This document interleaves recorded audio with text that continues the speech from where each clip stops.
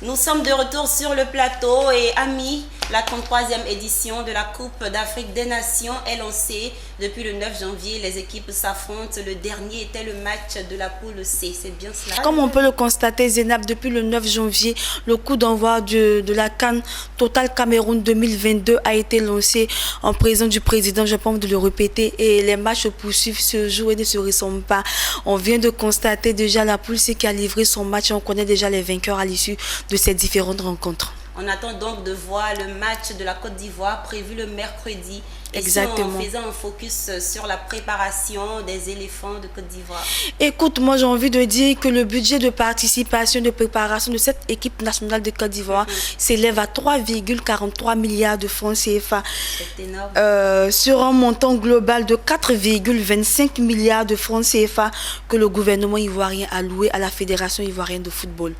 Et on constate que la somme décaissée par le gouvernement pour la préparation des éléphants est élevée par rapport à la somme que l'équipe gagnante doit avoir. Écoute Zénab, j'ai pas envie de faire de comparaison parce que tu es en train de me dire que, écoute, le vainqueur de cette CAN empochera la faramineuse somme de 2,9 milliards de francs CFA. Qui n'a rien à voir avec le montant loué par la fédération, par l'État de Côte d'Ivoire, la fédération ivoirienne, pour la préparation et la participation de cette équipe nationale de Côte d'Ivoire qui a. Donc j'ai envie de dire, il ne faudrait pas qu'on voit les choses sur cet angle-là. Il faudrait qu'on voit un peu en termes de visibilité sur le plan diplomatique, sur le plan touristique et aussi la devise, et aussi en termes de défi que chaque joueur pourra apporter.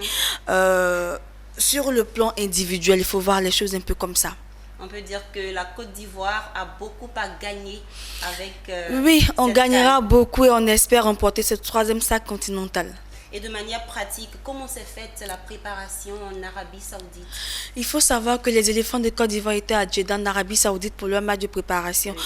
Et il n'y a pas eu que la préparation. En marge de cette préparation aussi, il y a eu des signatures de contrats entre le comité de normalisation de la Fédération ivoirienne de football et la Fédération de football de l'Arabie Saoudite.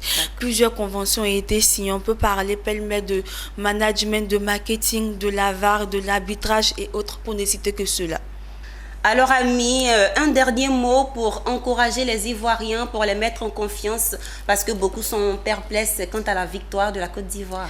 Ils le font un jour et le font toujours. Et toujours derrière notre équipe nationale de Côte d'Ivoire afin de remporter le 3e sac continental en Côte d'Ivoire. On dira donc Ivoiriens à vie, supporters à vie. Exactement, Zinab. Merci d'avoir été avec nous pour ce numéro de résumé de CAN.